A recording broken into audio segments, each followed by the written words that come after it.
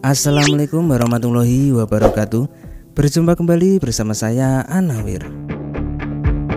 Nah sahabat, akhir-akhir ini mungkin kita sering melihat fenomena ataupun bahkan komentar yang menunjukkan tentang betapa tingginya SDM di negara tercinta kita, Indonesia. Mulai dari sulitnya memahami konteks pembicaraan, banyaknya berita hoax yang tersebar di media sosial, bahkan sampai salah dalam membedakan antara Sandra Dewi dan juga Dewi Sandra dalam kasus mega korupsi timah 271 triliun yang menjerat suaminya. Belum lagi dengan komentar lain yang tidak terekspos tentunya. Melihat banyaknya fenomena seperti ini malah membuat banyak orang berpikir kalau literasi ataupun SDM di Indonesia itu memang cukuplah rendah. Padahal kurangnya literasi pada saat ini sangat berdampak untuk masa depan negara ini.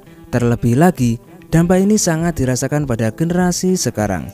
Mulai dari rendahnya pengetahuan analisis, problem solving dan juga critical thinking yang mana menjadi pondasi utama untuk kecerdasan intelektual.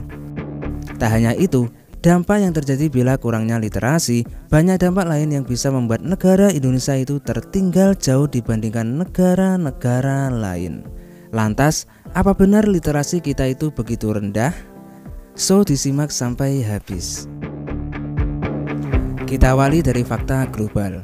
Pada tahun 2022, sebuah organisasi bernama Organization of Economic Cooperation and Development atau biasa disingkat dengan OECD, baru saja melakukan tes untuk menguji kemampuan anak berusia 15 tahun di bidang matematika, membaca, dan juga sains. Tes ini bernama PISA atau Program for International Student Assessment.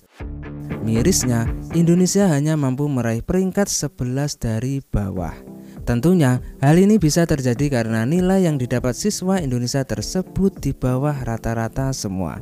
Memang harus diakui kalau peringkat Indonesia pada tahun 2022 itu lebih tinggi ketimbang tahun 2018 yang lalu. Namun sebenarnya hal tersebut bisa terjadi karena jumlah negara yang ikut serta itu bertambah.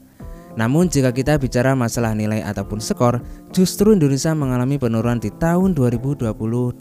Ya, para ahli pun mengatakan kalau penurunan nilai tes PISA ini dikarenakan libur panjang akibat pandemi COVID-19. Sehingga mengakibatkan minat belajar siswa-siswi Indonesia mulai menurun. Dan itu baru anak berusia 15 tahun lalu. Bagaimana dengan orang dewasanya? Ya, selain mengadakan tes PISA, OECD juga mengadakan tes yang bernama PIAAC yang bertujuan untuk menguji kemampuan orang dewasa berusia 16 tahun sampai 65 tahun di berbagai negara termasuk Indonesia. Dan hasilnya pun juga nggak kalah buruk juga dari tes PISA. Jadi menurut hasil tes tersebut dinyatakan bahwa 70% orang dewasa itu hanya mampu memahami informasi yang berasal dari tulisan pendek. Melihat tingginya persentase dari kajian tersebut, hal ini sebenarnya selaras dengan fenomena kehidupan sehari-hari kita. Mulai dari banyaknya masyarakat yang memahami suatu berita ataupun informasi hanya melalui headline ataupun judulnya saja. Serta banyaknya masyarakat yang lebih tertarik mencari informasi melalui fitur-fitur video shorts, baik TikTok, Reel, ataupun lain jenisnya.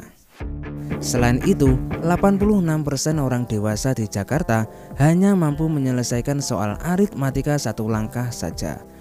Contoh sederhana seperti soal berikut, semisal 20 kali 5 ataupun 15 ditambah 7, dan lain jenisnya. Padahal peserta dari tes PIAAC ini adalah sukarelawan dari kota Jakarta, kota di mana pendidikan itu seharusnya lebih baik dari kota-kota kecil lainnya di Indonesia. Oke lah, saya bisa memahami perkara itu, mengingat Jakarta adalah salah satu kota metropolitan tersibuk di Indonesia. Dan saya juga yakin kalau mayoritas masyarakat pasti akan menggunakan waktu senggangnya untuk beristirahat sambil melakukan kegiatan yang mereka sukai. Entah itu buat main game, keluar bareng teman, atau apapun itu yang bisa menyenangkan hati mereka.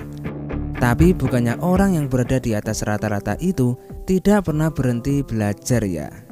Lalu yang menjadi pertanyaan, emang kenapa kalau hasil tes kita rendah? Apakah itu akan berpengaruh pada kehidupan orang-orang kita? Apakah itu akan berpengaruh juga pada Indonesia Emas 2045? perlu diingat bahwa tujuan sebenarnya dari tes-tes tadi adalah untuk mengukur kesiapan kita dalam menghadapi tantangan kehidupan nyata yang bisa dibilang semakin sulit. Yang itu berarti kalau mayoritas masyarakat Indonesia masih belum siap untuk menghadapi perkembangan zaman yang sudah gila-gilaan ini. Setelah mengetahui seburuk itu literasi di Indonesia, kira-kira apa penyebab literasi di Indonesia bisa sangat buruk? Alasan pertama tentu saja karena rendahnya baca warga Indonesia itu sendiri. Bahkan menurut data UNESCO, minat baca orang Indonesia itu sangat memprihatinkan, yaitu hanya 0,001%. Yang artinya dari 1000 penduduk Indonesia, hanya 1 orang saja yang cukup rajin untuk membaca. Sebenarnya ada beberapa alasan kenapa minat baca di Indonesia itu bisa sangatlah rendah. Mulai dari jumlah orang buta huruf sampai ke betapa sulitnya mendapatkan akses untuk membaca buku. Bagi sahabat Anawir yang kebetulan berdomisili di kota-kota besar seperti Jakarta, Bandung, ataupun Surabaya, alasan seperti ini pasti terdengar tidak masuk akal. Tapi tidak bagi saudara-saudara kita yang tinggal di daerah terpencil seperti di Papua contohnya. Karena alih-alih bisa membaca buku, pendidikan yang layak pun belum tentu bisa mereka dapatkan. Sebenarnya ada alasan lagi kenapa minat baca di Indonesia itu bisa sangatlah rendah, yaitu karena masih banyak masyarakat kita yang menganggap kalau membaca buku itu hanyalah sekedar hobi belaka.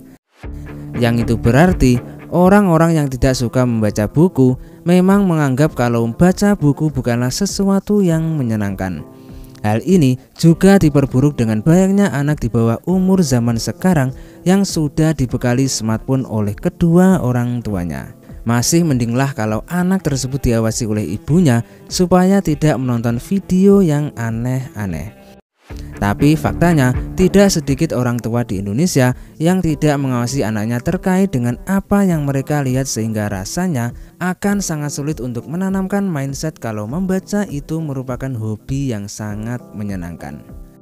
Selain itu, alasan lain kenapa literasi di Indonesia sangat rendah adalah dikarenakan sistem pendidikan di Indonesia yang lebih menekankan pada hafalan daripada pemahaman maupun berpikir kritis.